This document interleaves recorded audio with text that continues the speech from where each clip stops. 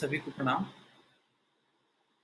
आज हम लोग विशेष रूप से ठाकुर रामकृष्ण परमहंस और उनके 16 डिसाइपल्स, उनके जो मोनेस्टिक डिसाइपल्स थे जिन्होंने उनसे दीक्षा ली, उनके जीवन के बारे में, उनके जीवन को और गहराई से जानने के बारे में एक यात्रा शुरू कर रहे हैं। और जिसका आधार बना है स्वामी चेतनानंद जी द्वारा लिखित एक पुस्तक। न केवल उन्होंने इसे लिखा है बल्कि इसे जिया है। 5 साल के विशेष अनुभव और अध्ययन के बाद उन्होंने अपनी अनुभूतियों को, अपनी इस यात्रा को इस पुस्तक के रूप में संकलित किया, जिसका नाम है गॉड लिव्ड विद देम। आप सभी को बहुत बहुत प्रणाम कि आपने इस आमंत्रण को स्वीकारा और स्वाध्याय के इस निरंतर क्रम में जो रोज रात को हम 10:30 बजे करेंगे, उसमें आपने साथ दिया। आइए एक बार गायत्री महामंत्र साथ साथ करते हैं और महामंत्र की ऊर्जा से यही प्रार्थना उस माता गायत्री से कि हम सब की बुद्धि को इसी तरह श्रेष्ठ मार्ग पर आगे बढ़ाती रहे और हम सब मिलकर स्वाध्याय, सत्संग, संकीर्तन, मनन चिंतन द्वारा अपने जीवन को श्रेष्ठ मार्ग पर, भगवान के बताए रास्ते पर चलने में लगा सके। गायत्री महामंत्र साथ साथ। ओम भूर्भुवः स्वः तत्सवितुर्वरेण्यं भर्गो देवस्य धीमहि धियो यो नः प्रचोदयात्। ओम गुरुर्ब्रह्मा गुरुर्विष्णु गुरुरेव महेश्वरः गुरु साक्षात् परब्रह्म तस्मै श्री गुरुवे नमः। अखण्डमण्डलाकारं व्याप्तं येन चराचरं तत्पदं दर्शितं येन तस्मै श्रीगुरुवे नमः। मातृवत् लालयित्री च पितृवत् मार्गदर्शिका नमोऽस्तु गुरुसत्तायै श्रद्धा प्रज्ञायुता च या श्रद्धा प्रज्ञायुता च या। ठाकुर रामकृष्ण परमहंस, माँ शारदामणि, स्वामी विवेकानंद जी, इन सभी की विशेष आशीर्वाद अनुकंपा से हम सभी के मन में ये प्रेरणा जागी कि क्यों ना अभी जब नवरात्र का सत्संग किया, उसके बाद मेडिटेशन का क्रम चला, 7 दिन तक हम लोगों ने 7 चक्रों पर ध्यान किया, तो सभी के मन में एक उल्लास जागा कि क्यों ना इस लॉकडाउन पीरियड को और खूबसूरत बनाया जाए और मीनिंगफुल बनाया जाए और इस मन के अंदर जो एक नई मनस्थिति बनी है, उस मनोभूमि को बनाए रखा जा सके। तो उसी क्रम में फिर मन में ये भाव उठा के गॉड लिव्ड विद देम, एक ऐसा ग्रंथ, मैं कहूँगा पुस्तक नहीं, एक ऐसा ग्रंथ है जो हर शिष्य को, हर साधक को, अध्यात्म मार्ग पर चलने वाले हर व्यक्ति को, और इन्हीं को नहीं, जीवन में जिसे भी ऊंचा उठना है, उसे जीवन का कोई उद्देश्य समझ में आ जाए, उसके अतिरिक्त कौन सी शक्तियाँ काम कर रही हैं जीवन में, वो उसे समझ में आ जाए, ऐसा इस ग्रंथ के अंदर छुपा है। ठाकुर रामकृष्ण परमहंस कोई बहुत पुरानी व्यक्तित्व नहीं, अभी ऐसा नहीं कह सकते कि बहुत ऐतिहासिक हो गए। अभी बस 2 सेंचुरीज पहले एक ऐसा महापुरुष, एक ऐसी अवतारी चेतना हमारे बीच आई जिन्होंने 50 साल का जीवन जिया, 1836 से 1886। 50 वर्ष की आयु में, अवधि में उन्होंने ऐसे शिष्य गढ़ दिए, उन्होंने ऐसी एक तरह से कहिए कि व्यवस्था बना दी कि स्वामी विवेकानंद और उनके साथियों ने मिलकर पूरी दुनिया में भारतीय संस्कृति को खड़ा किया। मैं अगर अपने गुरुदेव पंडित श्री राम शर्मा आचार्य जी, जिन्होंने कभी संकेत किया कि पिछले जन्मों में वही संत कबीर और उसके अलावा समर्थ गुरु रामदास और ठाकुर रामकृष्ण परमहंस की चेतना के रूप में इस धरती पर आए, उनके शब्दों में कहूँ तो गुरुदेव कहा करते थे कि विवेकानंद का एक बहुत बड़ा कॉन्ट्रीब्यूशन जो भारतीय संस्कृति को रहा, वो ये कि जब विज्ञान ने एटम की खोज करी और साइंस ने ये कह दिया कि हमने फंडामेंटल बिल्डिंग ब्लॉक ढूंढ लिया है, अब हमें किसी भी प्रकार से इस बात की डाउट नहीं है कि दुनिया में किसने निर्माण किया इस सब चीज़ों को, हमें मालूम है कि एटम से निर्मित हुआ। अब जो गॉड जिसे तुम कहते हो, जिसे तुमने कभी देखा नहीं है, सिर्फ एक हेलुसिनेशन है, एक हाइपोथेसिस है, एक इमेजिनेशन है, हमने वास्तविकता खोज ली है कि पूरी यूनिवर्स, पूरी सृष्टि इस एटम से बनी। तब आप सोचकर देखिए कि गुरु की शक्ति क्या होती है, ठाकुर रामकृष्ण परमहंस की शक्ति क्या रही होगी। इसका अंदाजा इसी बात से लग जाता है कि एक गरीब देश का नवयुवक, एक गुलाम देश का नवयुवक, भारत की उस समय की थोड़ा सा कल्पना कीजिए क्या परिस्थिति रही होगी। भारत गुलाम है, 300 साल तो अंग्रेजों को ही, 250 साल हो गए थे उस समय तक राज करते, उससे पहले मुगलों का राज। तो हमारा बहुत ज़्यादा शोषण हुआ था, बहुत ज़्यादा शोषण, और उसके बाद में गरीबी, हमारा जो पूरा अर्थव्यवस्था थी वो खराब हो चुकी थी, हमारी शिक्षा व्यवस्था खराब हो चुकी थी। और ऐसे में बंगाल का एक नवयुवक शिकागो में पार्लियामेंट में जाता है 1893 में, और वो वहाँ जाता है और अपने गुरु की बात दुनिया से कहता है। और सिर्फ एक लाइन जब वो कहता है, dear sisters and brothers of America, तो सिर्फ इतनी बात पे ही 2 मिनट तक खड़े होकर लोग तालियां बजाते। क्या शक्ति थी विवेकानंद के पीछे जिसने कार्य किया? वो शक्ति ठाकुर रामकृष्ण परमहंस इस पुस्तक में चेतनानंद जी ने वहीं से शुरुआत करी है। आज थोड़ा उन्हीं को समझने की कोशिश करें। और वो गरीब देश का, गुलाम देश का नवयुवक जब वहां जाकर कहता है, स्वामी जी का कॉन्ट्रीब्यूशन क्या था गुरुदेव के शब्दों में, और वो ये कहता है कि yes, I appreciate that you have discovered atom as a fundamental building block of the universe, लेकिन ये पर्याप्त नहीं। इससे परे अब आप और सोचिए, टेस्ला जैसे साइंटिस्ट जिन्होंने क्वांटम फिजिक्स को जन्म दिया, आइंस्टीन जैसे साइंटिस्ट, जे.आर.डी. टाटा जी जैसे इंडस्ट्रियलिस्ट, ऐसे लोगों को मार्गदर्शन दिया स्वामी विवेकानंद ने वेस्ट की अपनी यात्राओं में। और उन्होंने ये बताया कि जहाँ विज्ञान अपनी बात पूर्ण कर रहा है, उसके आगे की जो अधूरी बात है वो अध्यात्म पूरी कर रहा है, और इन दोनों को साथ आना होगा। गुरुदेव ने भी साइंटिफिक स्पिरिचुअलिटी की बात करी, that the religion of 21st century will be scientific spirituality. आज आप देखिए, अभी कोरोना और कोविड-19 के चलते लॉकडाउन में हम लोगों का जीवन कितना बदल गया है, और आज मनुष्य कोई धर्म मार्ग की बात नहीं कर रहा। अब ये सब बातें गलत हो रही हैं, अब इसका खंडन हो जाएगा थोड़े वाले आने वाले समय। एक ही धर्म रहेगा, वो है विज्ञान और अध्यात्म साथ मिलके जब आएंगे, और हम अपनी कल्चरल वैल्यूज को साइंटिफिक तरीके से देखेंगे। And science is actually verifying most of the spiritual practices of the past. Meditation देखिए, कितना रिसर्च हो रही है मेडिटेशन पे, योग पे कितनी रिसर्च हो रही है। It has become a way of life. और ये जो महापुरुष समय समय पर आके कह गए, इन सब की बातों की प्रामाणिकता, इनकी सार्थकता आज विज्ञान सिद्ध कर रहे हैं। तो ऐसे में गुरुदेव की ये बात कि साइंटिफिक स्पिरिचुअलिटी जो उन्होंने 1940s में कही थी, 1946 में उन्होंने कहा कि आने वाली सेंचुरी में वैज्ञानिक अध्यात्मवाद हमारा धर्म होगा, यूनिवर्सल रिलीजन होगा, और यही होने वाला है। आप कोई इधर उधर की बात रिलीजन के नाम पे करेंगे, लोग आपको कहेंगे नहीं, बहिष्कार कर दिया जाएगा कि ये गलत बात है। अभी देखिए, ट्विटर अकाउंट बंद हो गए कुछ लोगों के, मैं नाम नहीं लेना चाहूँगा, जिन्होंने गलत गलत उटपटांग चीजें डाली किसी रिलीजियस कम्युनिटी के खिलाफ। नहीं, अभी एकात्मवाद की बात आएगी, सब एक ब्रदरहुड की बात। और ठाकुर रामकृष्ण परमहंस ने तो ये बात बार बार की।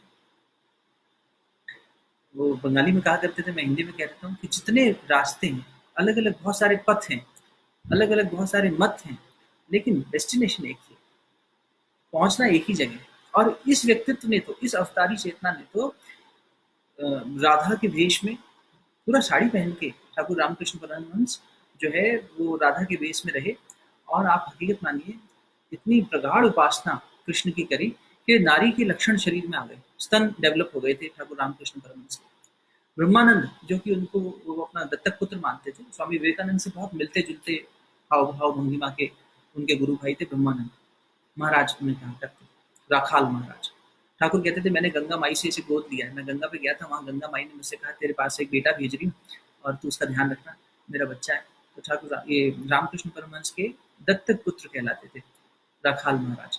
उनका ये खुद का कहना है कि हम 15-16 बरस के हो गए थे तब तक हमने ठाकुर के स्तन से दूध पिया। सोच कर देखिए क्या महापुरुष रहा होगा वो, क्या गजब, क्या रोमांचित कर देने वाला व्यक्तित्व है जिसके बारे में हम अध्ययन करने जा रहे हैं ठाकुर का।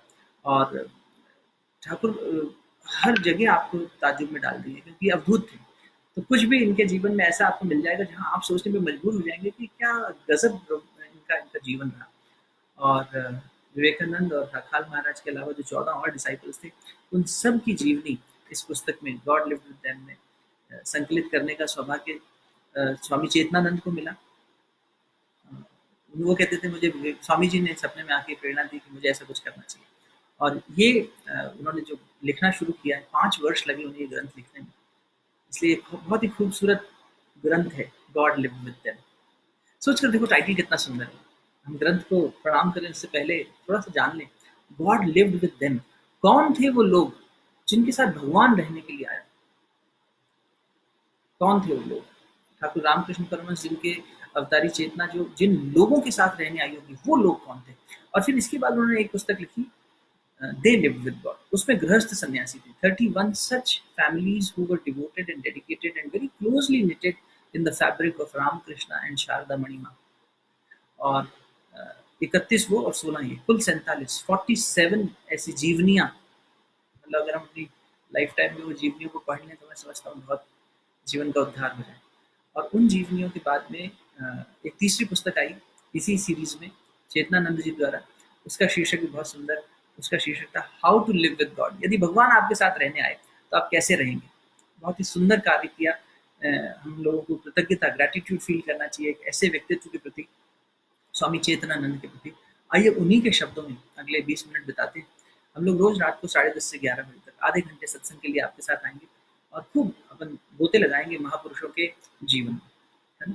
क्योंकि हमें बहुत कम पता है विवेकानंद के बारे में, उससे भी कम पता है लोगों को ठाकुर रामकृष्ण परमहंस के बारे में। संसार भूल जाए तो हम लोगों पर ये लानत होगी कि हमारे जीवन में हम स्वामी विवेकानंद के संपर्क में आए, हम ऐसे महापुरुषों के संपर्क में आए और हमने अपनी आने वाली पीढ़ियों तक नहीं पहुंचा पाए। इसलिए मैं समझता हूँ कि हमारा एक नैतिक दायित्व है, एक मॉरल रिस्पॉन्सिबिलिटी है कि हम आने वाली जनरेशन्स को, अपने साथियों को, सबको बताएं कि क्या महापुरुष थे। ये डिजिटल मीडिया के माध्यम से आज जो महापुरुष बने बैठे हैं तथाकथित, वो नहीं, ये सच्चा काम करके जाने वाले, जिन्होंने कहा कि हाँ अध्यात्म अभी तुमने छुआ नहीं। सोच कर देखो, आज सारी सुविधाएं हैं, आज मैं आपके साथ में ऑनलाइन बैठा हूँ और आप मुझे देख रहे हो, अपनी बात सुन रहे हो, कर रहे हो, कितना सरल हो गया। लेकिन एक विवेकानंद जब चलता है, एक नरेंद्रनाथ दत्त जब भगवान की खोज के लिए चलता है, तब ये मीडिया नहीं था, तब ये साधन नहीं थे। जिस कॉन्फ्रेंस के लिए स्वामी जी गए थे वो कॉन्फ्रेंस तो पोस्टपोन हो गई थी, जो पहले जुलाई में होने वाली थी, बाद में सितंबर में हुई जाके। बेचारों के पास पैसे खत्म हो गए थे, जो ये राजा ने, अर्जुन सिंह ने पैसे दे के भेजे थे राजस्थान से, वो पैसे खत्म हो गए, समाप्त हो गए वहां जाने के बाद। ऐसे में कैसा जीवन जिया होगा। हम देखते हैं तस्वीर में स्वामी जी ऐसे खड़े और वो वेस्ट में प्रवचन दे रहे। साहब वो तस्वीर तो बहुत बात की है। उस व्यक्ति ने कितना गलाया तपाया है खुद को। उनके गुरु ने 1886 में शरीर छोड़ा है, अपने गुरु भाइयों को उन्होंने दीक्षा दी है और स्वामी जी 6 साल नंगे पैर, चप्पल नहीं पहनी उस आदमी ने, नंगे पैर भारत की आत्मा को जानने के लिए कन्याकुमारी से कश्मीर तक और इधर राजस्थान से बंगाल तक पैदल चला। उसने भारत भ्रमण किया 6 साल और भारत की सोल को समझा, जाना। और उसके बाद में ऐसी परिस्थितियां बनने लगी कि 93 में जाकर वहां पहुंचे। वहां भी पहुंचते पहुंचते बहुत मुश्किलों का सामना करना पड़ा। सारी तपस्या उनके गुरु ने करवाई और तब वो व्यक्तित्व ने जब ये कहा, dear sisters and brothers of America, तब कहीं जाकर गुरु की चेतना ने ऐसा विस्फोट किया कि वो कॉन्फ्रेंस का आखिरी स्पीकर स्वामी विवेकानंद खड़ा होकर जब कुछ कहता है तो एक पेंटर ने एक पेंटिंग बनाई। उस समय फोटोग्राफी नहीं थी, पेंटिंग बनाई। 1893 सितंबर का महीना, कल्पना करें, भारत का नौजवान, भारत गुलाम और गरीब देश, इसकी बात कोई सुनने को तैयार नहीं। We are so outcasted. एक आदमी खड़ा होकर ये कह रहा है, डियर सिस्टर्स एंड ब्रदर्स। जिस पेंटर ने वो पेंटिंग बनाई, उस पेंटर की पेंटिंग देखकर स्वामी जी हतप्रद रह गए। स्वामी जी बोले, ये तुमने कैसे बना डाला? बोले, मेरे को जो दिखाई दिया मैं तो वही बनाया। और मित्रों, उनसे क्या था, स्वामी जी पोडियम पे खड़े हैं, बात कर रहे हैं, पीछे ठाकुर रामकृष्ण परमहंस खड़े। क्या आलोक होगा उस, क्या आभा होगी उस मोमेंट की, जो उस कलाकार के माध्यम से ठाकुर ने हम सब तक पहुंचाई। और विवेकानंद को क्या रोमांच हुआ होगा, तो मेरा गुरु मेरे साथ यहाँ तक खड़ा। ये गुरु की शक्ति है मित्र। हमारे जीवन में गुरु शक्ति तत्व आए। गुरु एक शक्ति, एक तत्व है, इसलिए हमने भी गुरु का आह्वान किया। अपने मन में उस गुरु शक्ति को धारण कीजिए। और आइए चेतनानंद जी के शब्दों में, इंग्लिश में ये पुस्तक है तो उसी में पढ़ना शुरू करते हैं। थोड़ा थोड़ा बीच में जहाँ जहाँ भाव अच्छे मिलते चले जाएंगे वहां प्रकट करते चले। प्रीफेस से शुरू करेंगे, लाइन बाय लाइन चलेंगे। The melting glaciers of the high Himalayas from the river Ganges, which flows thousands of miles over the plains and supplies life-saving water to millions of people. Similarly, Sri Ramakrishna, who for the most of his life remained absorbed in samadhi, एक ऐसा व्यक्तित्व जो जीवन के अधिकतर समय, 50 वर्ष की तो कुल आयु जी और उसमें भी अधिकतर जीवन समाधि में व्यतीत हुआ। The acme of spiritual experience, out of compassion, descended to the relative plane of human existence to alleviate human suffering. His condensed spirituality, as it were, melted and flowed through his disciples, who later carried his life-giving message to the world. जिस प्रकार हिमालय से पिघलकर गंगा धरती तक आती है, उसी प्रकार उस हिमालय से, हिमालय यहाँ ठाकुर रामकृष्ण परमहंस और उनके डिसाइपल्स, उस गंगा की धाराएं जिसके माध्यम से हम सब आज भी स्नान करते हैं उनकी चेतना में, उनको कितनी खूबसूरती से परोसा है स्वामी चेतनानंद ने यहाँ पर। और देखिए कितनी खूबसूरत बात कही है कि बहुत सारे मेरे युवा साथी भी अभी यहाँ पर होंगे जो अध्यात्म में बहुत सारे प्रश्न मन में उठते हैं, इसलिए मेरा ये प्रयास रहेगा कि हम अ, गुरु इच्छा से कुछ ऐसे समाधान भी परोसते जाएँ। हो सकता है आप में से बहुत लोग अनुभवी हों, बहुत अनुभूतियाँ हों, इस पथ पे मुझसे बहुत आगे हों, तो आप लोग भी अपना मार्गदर्शन हमें देते रहिएगा। लेकिन मैं एक बात स्पष्ट करना चाहूँगा, बहुत बार ये प्रश्न आता है मन में कि जब साधारण मनुष्य तो कर्मफल के नाते इस संसार में आता है, पर इस तरह की जीवन मुक्त आत्माएँ और महापुरुष अवतारी चेतनाएँ जब आती हैं, तो ये किसी संस्कार बंधन से बंध के नहीं आती। संस्कार माने इम्प्रिंट, पुराने जीवन का इम्प्रिंट जिसकी वजह से बाध्यता के चलते हम लोग जन्म लेते हैं। तो ठाकुर का जन्म किसी बाध्यता से नहीं हुआ, ठाकुर का जन्म स्वेच्छा से हुआ। मतलब महापुरुषों का आना एक विलिंगनेस से होता है। They come here to uplift humanity, they don't come here to get rid of their past karmic baggage or mental blocks. No. So Thakur Ramakrishna Paramhansa धरती पर आ रहे हैं, उनके साथ लीला करने के लिए, उनके जो कार्य हैं उनको करने के लिए, उनके मैसेज को सब तक पहुंचाने के लिए उनके डिसाइपल्स आ रहे हैं। और ठाकुर रामकृष्ण परमहंस जो हैं वो उस पे ये प्रश्न कई बार मेरे मन में भी उठता था कि जब ये महापुरुष थे तो फिर इनको थ्रोट कैंसर क्यों हुआ, इनको इतना कष्ट क्यों हुआ। और ऐसे कई महापुरुषों का जीवन देखने को मिलता है जहाँ अंत समय में उन्होंने बहुत कष्ट उठाए, वेदना उठाई। तो जब माता-पिता या संसार से जाने वाले समय जब अभिभावक या गुरु जाते हैं ना, तो अपने शिष्यों का, अपने प्रियजनों का, बहुतों का कर्म फल अपने ऊपर गुरु इसीलिए बहुत ऊँची उपाधि है। किसी को भी भैया गलती से ऐसे गुरु मत बना लेना चलते-फिरते कि हाँ, चलो गुरु का फैशन आजकल फैशन बहुत चीज़ों का हो गया है। Spirituality is also fashion. एक वैसा हो गया है कि चलो आप स्पिरिचुअल नहीं हो, आप मेडिटेट नहीं करते हो तो आप आउट। नहीं, नहीं, ऐसा मत करिए। उसकी वास्तविकता में जाइए। यही एक शिद्दतपूर्ण प्रयास है मेरा। इसलिए मैं बार-बार इस बात पे ज़ोर देता हूँ कि गुरु करो तो सोच समझ के। ठाकुर रामकृष्ण खुद कहेंगे, ठोक बजा के करो, ठोक बजा के। क्योंकि एक अच्छा गुरु मिलना बहुत मुश्किल बात है, इतना आसान नहीं है। मीडिया देख के, सोशल मीडिया देख के किसी से प्रभावित हो जाना और गुरु बना लेना नहीं। गुरु तो आपकी प्यास जब होती है तो स्वयं आपके दरवाजे पे आता है। आप उसे ढूँढने नहीं जाते। अच्छी बातें करने वाले बहुत लोग होंगे, लॉजिकल एक्सप्लेनेशंस देने वाले बहुत लोग होंगे, अच्छी दिशा देने वाले लोग बहुत होंगे, अच्छा काम करने वाले लोग बहुत होंगे। निश्चित रूप से हैं, दुनिया बहुत अच्छी है। लेकिन आपके संस्कारों का क्षय करके, आपके पुराने जन्मों को जान के, आपको ऊँचा उठाने में अपना तप लगाने की शक्ति हर व्यक्ति में नहीं होती। ठाकुर रामकृष्ण परमहंस के लिए भी अपनी उद्बोधन माई मास्टर में स्वामी विवेकानंद यही बात कहते हैं। और इसलिए नहीं क्योंकि उनके मास्टर थे, वास्तविकता भी है। स्वामी विवेकानंद ने ये बात कही, कभी गुरु बनने की कोशिश मत करना। गुरु बनने पीठ पे लेके चलना पड़ता है शिष्य को, और 1-2 शिष्य नहीं, हज़ारों की लाखों की संख्या में शिष्य हैं, बोझा लेके चलना पड़ता है आपको, उनको उठा के चलना पड़ता है। शिष्य का पाप गुरु वहन करता है, शिष्य का पुण्य अपना पुण्य उसको दे देता है, लेकिन उसका पाप ले लेता है। ये गुरु की महानता होती है। तो जब ये लोग जाते हैं ना अंत समय में, तो इनको काफ़ी कष्ट उठाना पड़ता है। इसलिए ये मत समझना कि ये किसी कर्म फल के नाते या ये किसी इनका कोई कार्मिक हो रहा होगा इसलिए इनको कोई कैंसर हो गया, थ्रोट कैंसर हो गया, ऐसा कुछ नहीं। ठाकुर रामकृष्ण परमहंस पूर्ण चैतन्य होकर गए थे। शारीरिक दृष्टि से कष्ट में थे, वो घटना भी आएगी, तब उस पर और विस्तार से चर्चा करेंगे कि जब विवेकानंद के पास में खड़े हैं, क्या-क्या हुआ, अंत समय में ठाकुर ने किस तरह प्राण त्यागा और क्या मन में दोनों की बात हुई गुरु शिष्य की, क्या वो घटनाक्रम रहा होगा। एक रोमांचकारी अनुभव रहने वाला है। आइए और आगे बढ़ते हैं, जहाँ चेतनानंद जी हमें ले जाना चाह रहे हैं। The present book God lived with them contains the life stories of 16 monastic disciples of Sri Ramakrishna, whereas they lived with God. इसके बारे में बता चुका हूँ आपको.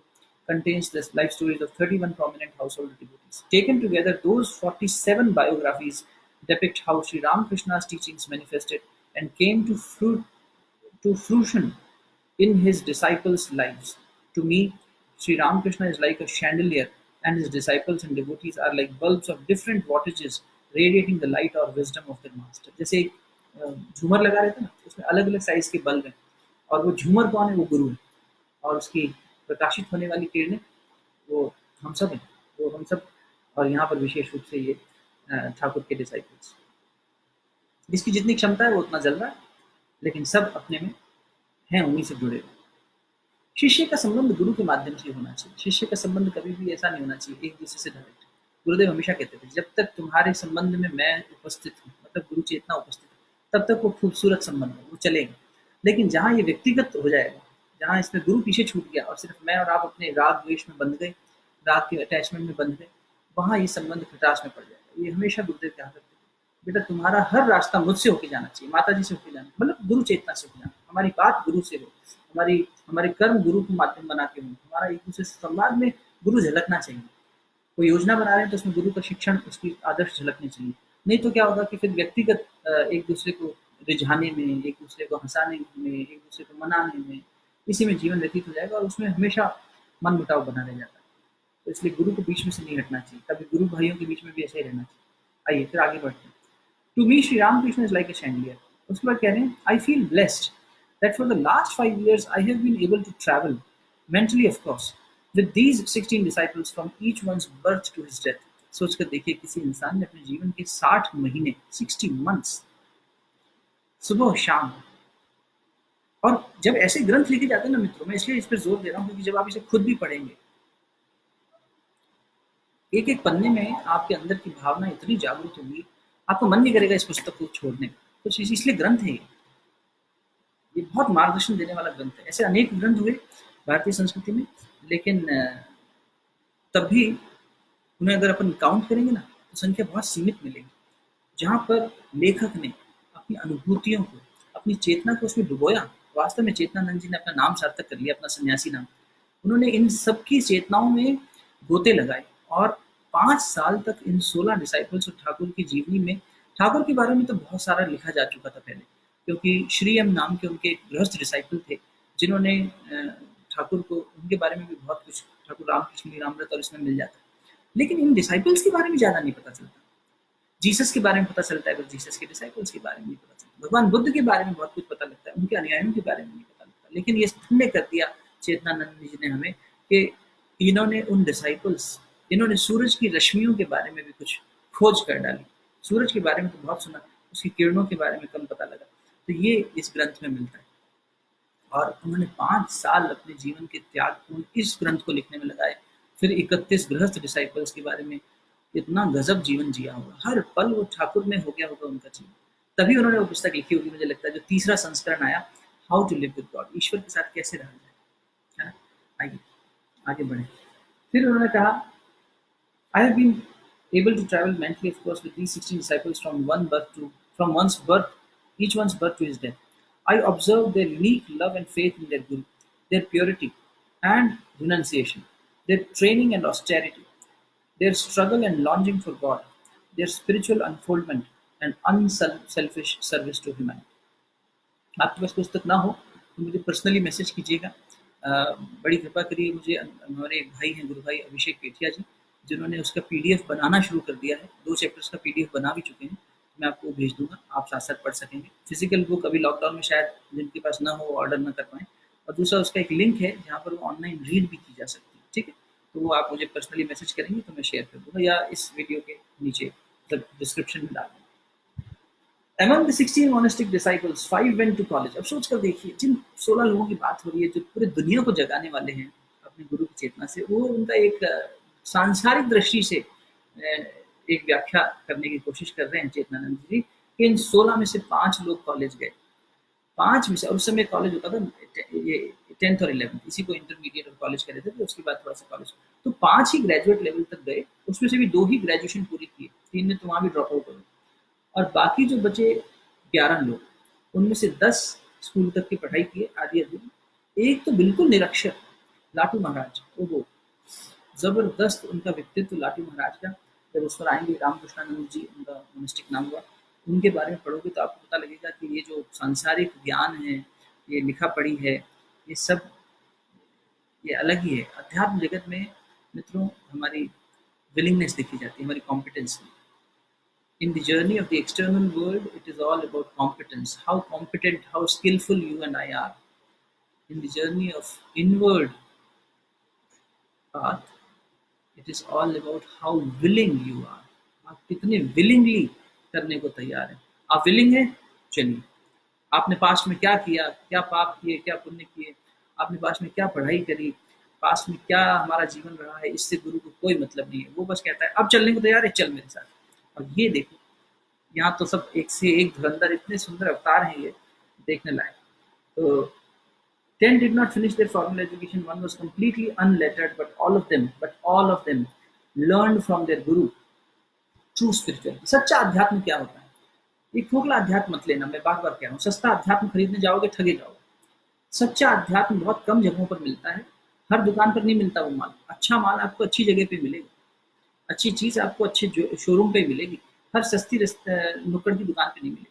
तो आज जो अध्यात्म हर जगह परोसा जा रहा है, उससे थोड़ा सा बचिएगा। आज देखो ना, योग अभी भी इतना मेहनत करने के बाद बहुत मेजॉरिटी लोग उसे सिर्फ शारीरिक और कुछ हद तक मानसिक यात्रा तक ले पाए हैं। मेडिटेशन और योग को आसन तक ही सीमित कर दिया है बहुत जगहों पर अच्छा है, शुरुआत की है। लेकिन आध्यात्म प्रगति की दृष्टि से अभी भी उसका एक लंबी यात्रा पूरी होना बाकी है। अब देखो, ये लॉकडाउन जैसी स्थितियां आ रही हैं, अभी ऑस्ट्रेलिया में आग लगी, अभी कोरोना आ गया, ऐसे में मनुष्य अंतरिक्ष चिंतन में जा रहा है, तो निश्चित रूप से गति बढ़ेगी।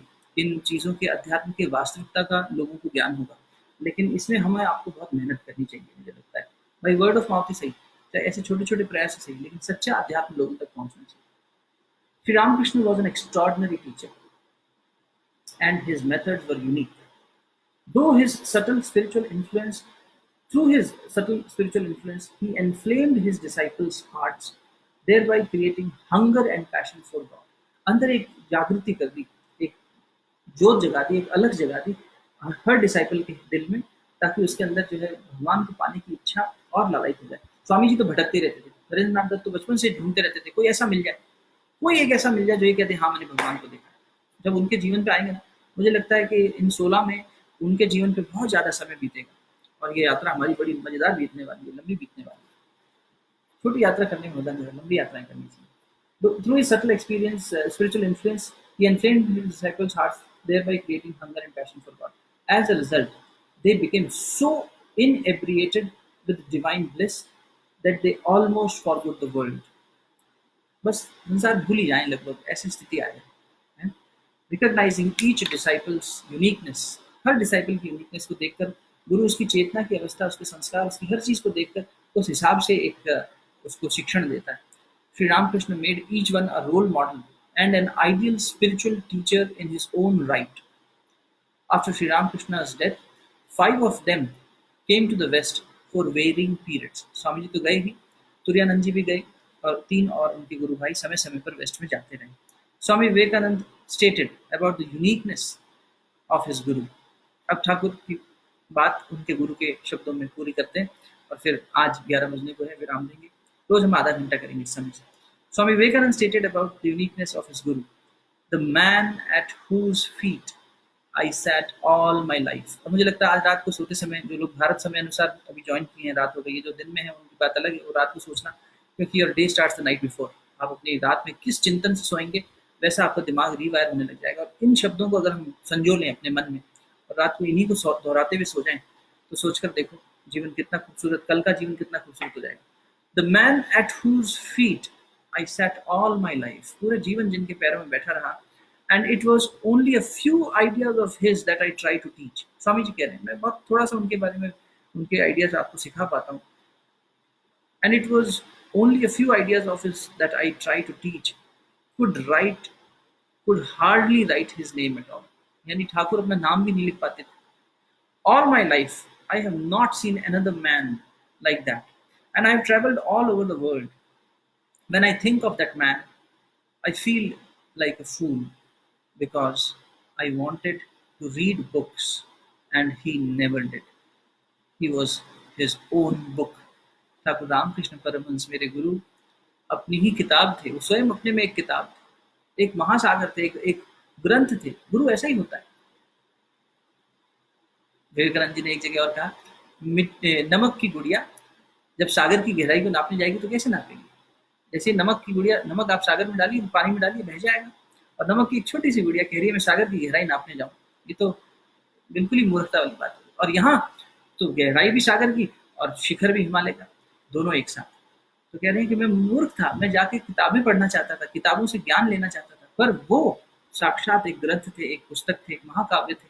गुरु की चेतना ऐसी होती है मित्रों, हमारे जीवन में सार्थक गुरु तब आता है जब भीतर से सार्थक पुकार उठती है। इसलिए बहुत बहुत आप सबको बधाई कि आपके जीवन में एक समर्थ गुरु है जो आपको दिशा देने को तैयार बैठा है, हम सबको आगे बढ़ाने को तैयार बैठा है। बस आवश्यकता है इन 16 और उन 31, कुल 47 जिनकी बात हो रही है बार बार, इनके जैसी एक हमारी शिद्दत पैदा हो जाए, एक हमारा समर्पण पैदा हो जाए, एक हमारे मन में एक ऐसी जिज्ञासा पैदा हो जाए कि बस मनन चिंतन चलता रहे। हम दुनिया में तो रहें, लेकिन दुनिया से ऊपर उठ कर रहें। ठाकुर के शब्दों में कहूँ तो पानी में नाव तैरे, लेकिन पानी नाव के ऊपर ना आए, तो नाव तैरती रहेगी, संसार में रहेंगे, तैरेंगे, उस ओर भी पहुँचेंगे। लेकिन कब? जब संसार हम पर हावी ना हो जाए तब। तो वैसी ही नाव बनकर भगवान की बनाई सुंदर दुनिया में हम तैरते रहें, उसपे औरों को भी बिठाएँ, दूसरी तरफ ले जाएँ, ऐसी व्यवस्था बने तो और अच्छा। नहीं तो कम से कम इतना ज़रूर हो कि अपने में ऐसे छेद ना हो जाए, ऐसी ठोकरें खा-खा के चोट ना लग जाए कि हम डूब जाएँ, ये ना हो जाए कहीं। तो इसलिए आप सभी से निवेदन कि हम सब इस प्रयास को निरंतर बनाए रखें, साथ मिलकर सत्संग के माध्यम से गुरुदेव कहते थे, स्वाध्याय एवं सत्संग के माध्यम से इसकी निरंतरता बनाए रखना बेटा, इससे तुम्हारा मन शुद्ध रहेगा। मन में दुर्विचार नहीं आएँगे, दुर्भावनाएँ नहीं आएँगी और एक कंसिस्टेंसी बनी रहेगी, रेगुलरिटी बनी रहेगी। देखिए अध्यात्म पथ पर पहुँचना संभव है, अध्यात्म पथ पर चलने के लिए एक निरंतरता जिसकी ज़रूरत है, कंसिस्टेंसी जिसकी ज़रूरत है, वो मुश्किल पड़ जाता है। तो हम वो बनाए रखें, तो मैं समझता हूँ कि उसके माध्यम से हम काफ़ी आगे तक पहुँच जाएँगे। भले छोटे-छोटे कदम उठें, पर पीछे ना हटना। ठीक? आइए शांति पाठ करते हैं, इस भाव के साथ कि एक ऐसी चेतना में अभी हमने स्पर्श करने की कोशिश करी है, जो स्वयं में एक पुस्तक थी। ठाकुर रामकृष्ण परमहंस, माँ शारदा मणि, स्वामी विवेकानंद, ब्रह्मानंद, तुरानंद, रामकृष्णानंद, शिवानंद, प्रेमानंद, इन सभी को आने वाले समय में हम जानने की कोशिश करेंगे और अगर पहले से जाना है तो मन ही मन नमन करते हैं, शांति की प्रार्थना करते हैं। ये संसार जो आज कहीं एंग्जाइटी, कहीं फियर, कहीं कुछ लेके बैठा है, पैनिक की सिचुएशन लेके बैठा है, इसको शांति मिले। इससे समझ में आए कि गुरु है, ईश्वर की न्याय, ईश्वर की वाणी को समझे और उसके न्याय से जुड़कर अपने जीवन को सार्थक बनाए। आइए शांति। ॐ द्यौः शान्ति अन्तरिक्षं शान्तिः पृथिवी शान्तिरापः शान्तिरोषधयः शान्तिः वनस्पतयः शान्तिर्विश्वे देवाः शान्तिर्ब्रह्म शान्तिः सर्वगं शान्तिः शान्तिरेव शान्तिः सा मा शान्तिरेधि। ओम शांति शांति शांति सर्वारिष्ट सुशांतिर्भवतु। दोनों हाथ जोड़कर मस्तक झुकाकर उस विश्व ब्रह्मांड में व्याप्त कण कण में व्याप्त विराट सत्ता को नमन। ओम नमोस्तु अनंताय सहस्रमूर्तये सहस्रपादाक्ष शिरोरुबाहुवे सहस्रनाम्ने पुरुषाय शाश्वते सहस्रकोटियुगधारिणे नमः। असम्भवं सम्भवकर्तुमुद्यतं प्रचण्डझञ्झावृतिरोधसक्षमं युगस्य निर्माणकृते समुद्यतं परं महाकालममुं नमाम्यहम्। परं महाकालममुं नमाम्यहम्। सभी को बहुत बहुत धन्यवाद। शुभ रात्रि।